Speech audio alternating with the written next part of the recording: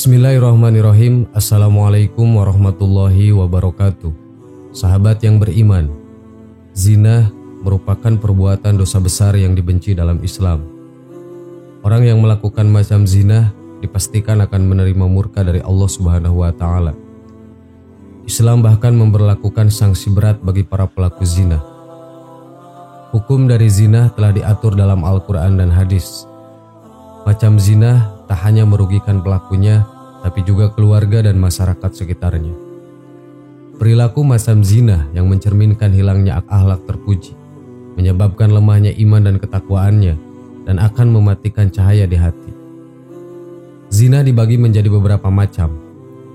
Semua macam zina ini wajib dihindari dalam hidup.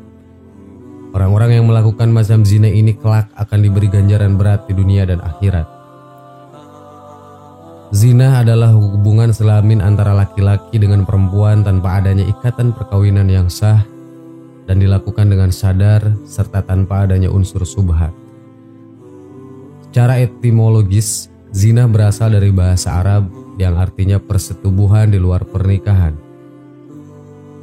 Secara umum, macam zina ini bukan hanya di saat manusia telah melakukan hubungan seksual, tetapi segala aktivitas-aktivitas seksual yang dapat merusak kehormatan manusia termasuk dikategorikan zina. Zina adalah perbuatan yang sangat tercela dan pelakunya dikenakan sanksi yang amat berat, baik di dunia maupun di akhirat. 1. Zina muhson.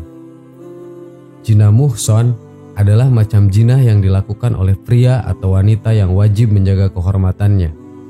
Artinya, pria atau wanita ini sudah berkeluarga atau menikah. Zina muhson yaitu zina yang dilakukan orang yang pernah terikat tali ikatan perkawinan. Artinya yang dilakukan baik suami, istri, duda, ataupun janda. Zina ini berarti seseorang yang telah menikah atau memiliki suami atau istri namun tidak menjaga diri dari orang lain yang bukan mahram atau bisa disebut berselingkuh. 2. Zina ghairu muhson. Zina ghairu muhson adalah macam zina yang dilakukan oleh pria atau wanita yang belum menikah.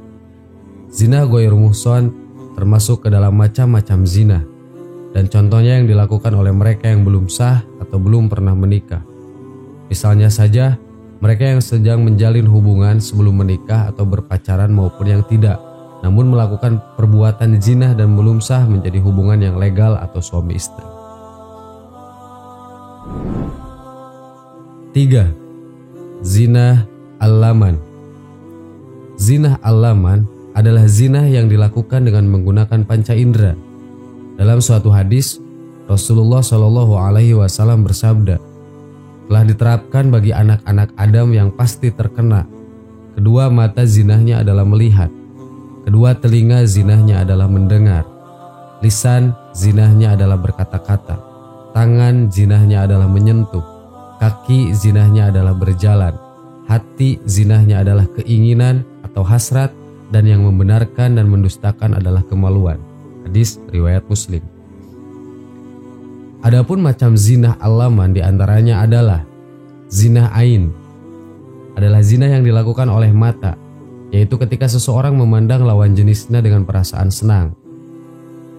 Zina qalbi adalah zina yang dilakukan oleh hati, yaitu ketika memikirkan atau menghayalkan lawan jenis dengan perasaan senang dan bahagia.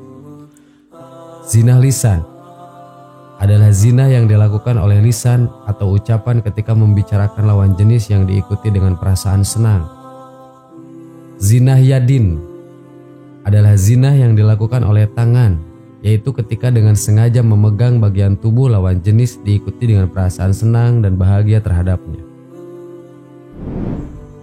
Hukum zina. Dalam Islam, melakukan macam zina bisa mendapat hukuman baik di dunia dan di akhirat. Di dunia, pelaku zina bisa dikenai hukuman cambuk dan rajam.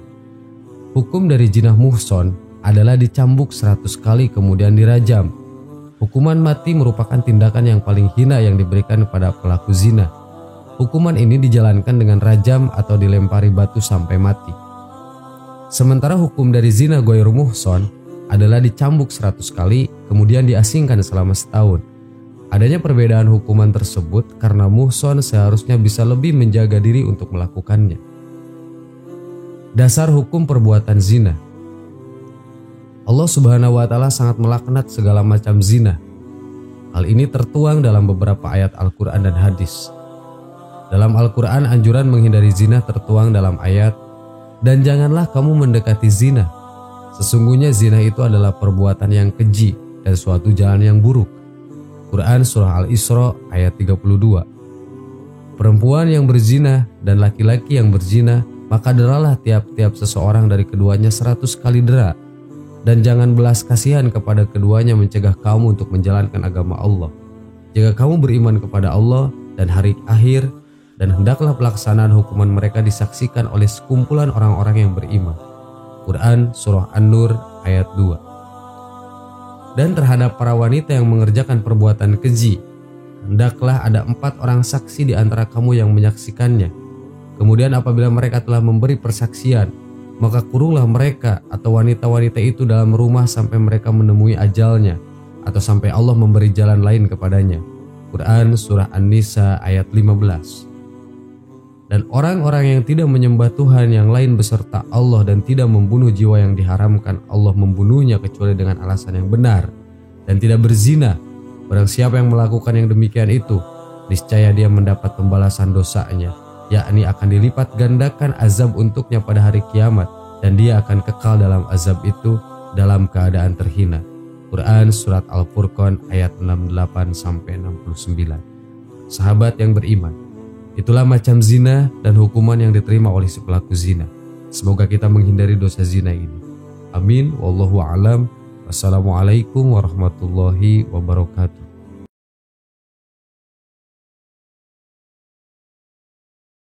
Bismillahirrahmanirrahim. Assalamualaikum warahmatullahi wabarakatuh. Sahabat yang beriman, tidak hanya amal jariah yang pahalanya akan terus mengalir meskipun orang yang memiliki amal tersebut sudah meninggal. Dosa pun ada yang namanya dosa jariah. Orang yang memiliki dosa jariah tentu akan sangat menyedihkan keadaannya. Sebab sekalipun ia sudah meninggal, dosa tersebut akan terus ditimpakan kepada para pelakunya. Seperti yang kita tahu, setiap amal perbuatan pasti akan dicatat dan dimintai pertanggungjawabannya kelak pada hari pembalasan. Sebagaimana dalam firman Allah berikut, "Sungguh kamilah yang menghidupkan orang-orang yang mati, dan kamilah yang mencatat apa yang telah mereka kerjakan dan bekas-bekas yang mereka tinggalkan. Dan sesungguhnya sesuatu kami kumpulkan dalam kitab yang jelas, yaitu Lauhil Mahfud." Quran Surat Yasin ayat 12. Orang yang memiliki amal baik dan amalan itu memiliki dampak yang baik serta bermanfaat setelah orang tersebut meninggal, maka ia akan mendapatkan balasan yang baik dan pahalanya akan terus mengalir. Itulah amal jariah. Namun sebaliknya, orang yang melakukan amal buruk atau perbuatan maksiat, dia akan mendapatkan dosa dari perbuatan yang telah dia lakukan, ditambah dampak buruk yang ditimbulkan dari kejahatan yang dia kerjakan. Selama dampak buruk ini masih ada, dia akan terus mendapatkan kucuran dosa. Inilah dosa jariah. Jenis dosa ini sangat berbahaya. Oleh karena itu, jangan sampai kita terjebak dalam amalan yang bisa menjadi sumber dosa jariah ini. Berikut ini adalah sumber dosa jariah yang harus kita tahu agar kita terhindar dari dosa jariah. 1. Menjadi pelopor dalam melakukan maksiat. Hati-hati ketika melakukan sesuatu perbuatan. Apabila jika dalam melakukan perbuatan tersebut kitalah yang menjadi pelopornya, tidak masalah jika kita menjadi pelopor dalam melakukan amal kebaikan, sebab itu akan menjadi amal jariah untuk kita. Namun jangan sampai kita menjadi pelopor untuk melakukan maksiat dan kejahatan yang menyebabkan orang lain baik di sekitar lingkungan atau orang yang melihat perbuatan kita itu mengikuti apa yang kita lakukan, sebab itu bisa menjadi salah satu sumber dosa jariah untuk kita. Rasulullah SAW bersabda, "Siapa yang mempelopori satu kebiasaan yang buruk dalam Islam, maka dia mendapatkan dosa keburukan itu. Dan dosa setiap orang yang melakukan keburukan itu karena ulahnya tanpa dikurangi sedikit pun dosa mereka." Hadis riwayat Muslim. Untuk itu, sebaiknya kita lebih berhati-hati lagi dalam bertindak. Jangan sampai kita terjebak dalam sumber dosa jariah yang pertama ini. 2. mengajak orang lain ke dalam kesesatan dan maksiat. Sumber dosa jariah yang kedua adalah mengajak orang lain untuk melakukan sesuatu dan kemaksiat. Orang yang mengajak orang lain ke dalam kesesatan dan maksiat akan mendapatkan dosa jariah, meskipun bisa jadi dia sendiri tidak melakukan maksiat itu. Merekalah para juru dakwah kesesatan atau mereka yang mempropagandakan kemaksiatan. Allah berfirman, menceritakan keadaan orang kafir kelak di akhirat, bahwa mereka akan menanggung dosa kekufurannya ditambah dosa setiap orang yang mereka sesatkan. Ucapan mereka menyebabkan mereka pada hari kiamat memikul dosa-dosanya sendiri secara sempurna, dan sebagian dosa-dosa yang mereka sesatkan yang tidak mengetahui sedikit pun bahwa mereka disesatkan. Ingatlah, alangkah buruknya dosa yang mereka pikul.